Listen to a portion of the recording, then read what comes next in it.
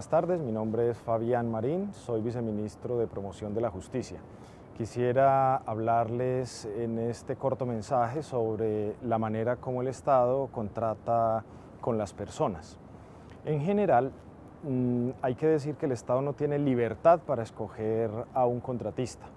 Es una manera de hacer una buena redistribución de los recursos, de no generar desigualdades y de evitar la corrupción. Entonces, la ley establece reglas para que las entidades públicas hagan los negocios con los particulares. Entre las reglas que establece, siendo una cantidad bastante considerable, una de ellas, las muy importantes, son los procesos de selección de contratistas.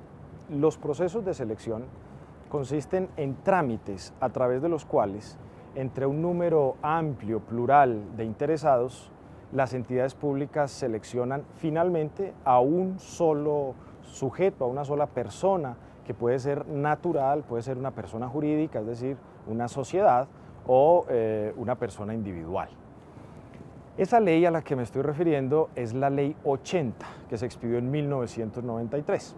Esa ley tuvo una adición, una reforma, que es la Ley 1150 del año 2007. Ambas establecen que hay 5 procesos de selección de un contratista. Se denominan licitación pública, que creo que es un nombre bastante popular, concurso de méritos, contratación directa, mínima cuantía, y otro proceso de selección que se denomina selección abreviada, 5. La licitación pública es el proceso más complejo de todos, digamos es muy largo, pero tampoco excesivamente largo, quiero decir es más complejo, más largo en comparación con otro, su opuesto, que es la contratación directa.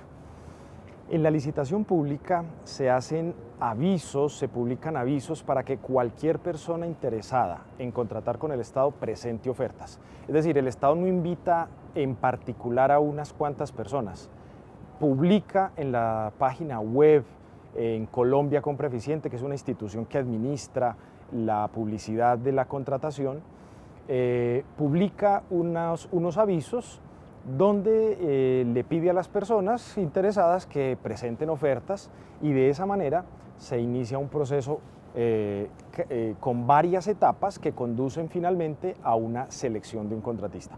En cambio, la contratación directa no supone un proceso de selección complejo. Las entidades públicas, en unos casos concretos, la ley dice cuáles son, establece la ley que la entidad puede contratar a una persona sin tener que pedir varias ofertas.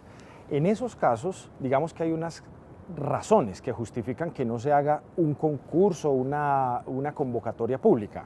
Explico, por ejemplo, hay una urgencia, un desastre, una inundación. En esos casos no hay tiempo de hacer un proceso amplio de contratación que se tarde un mes o un mes y medio. Es necesario atender la calamidad de manera inmediata. Entonces, cuando hay urgencias, se llama urgencia manifiesta, la ley dice que en ese evento un alcalde, un gobernador, un gerente de una entidad descentralizada, un ministro, pues contrate con la persona que sea posible y necesario para atender ese desastre o esa calamidad. Hay razones como esas que justifican la denominada causal de contratación directa como proceso de selección.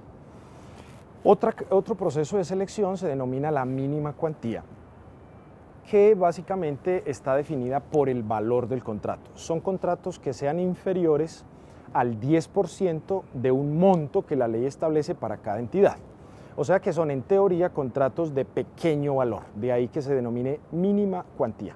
En esos eventos, la ley dice que hay que hacer una convocatoria donde se escoge a un contratista, y la manera de seleccionarlo es quien ofrezca el precio más barato entre todos los oferentes.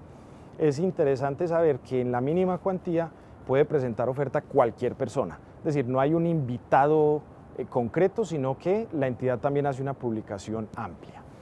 Y el concurso de méritos es el cuarto proceso de selección que quiero ilustrarles.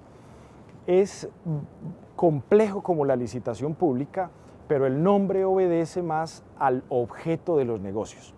Cuando lo que se quiere contratar tiene que ver con estudios, diseños, proyectos, anteproyectos, es decir, actividades donde prevalece la actividad intelectual, la ley dice que la manera de escoger a esos contratistas se denominan consultores y el proceso a través del cual se escogen se llama concurso de méritos.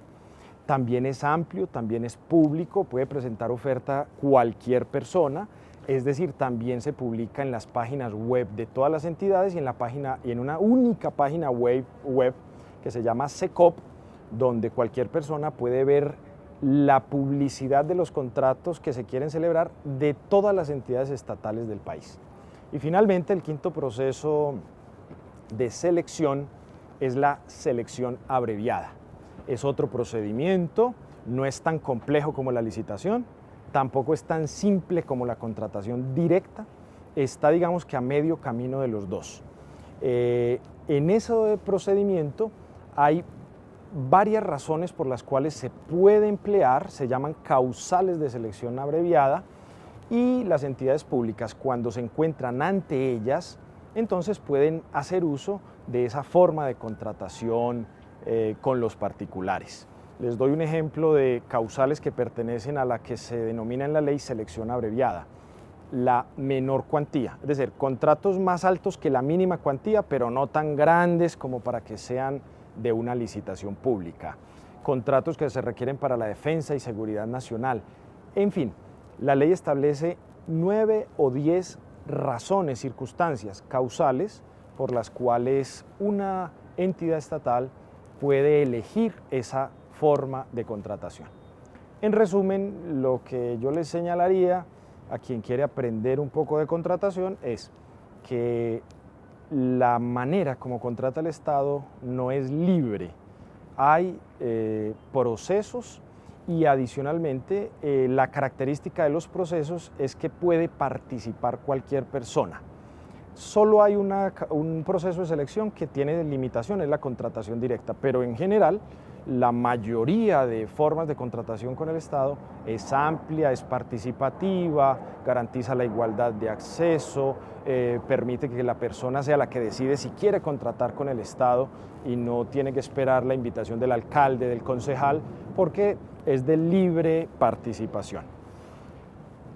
Valdría la pena añadir, para terminar, que hay unas cuantas entidades que no se rigen por esta forma de contratación que estoy mencionando.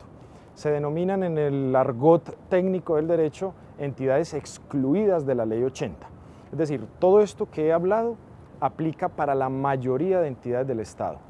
Unas cuantas, las excluidas de todo lo que acabo de hablar, son los hospitales, las universidades, las empresas de servicios públicos domiciliarios. A ellas no les aplica esto que he mencionado, sino otra forma de contratación, pero que no es del caso en esta presentación que les hago, pues mencionar con más detalles. Muchísimas gracias.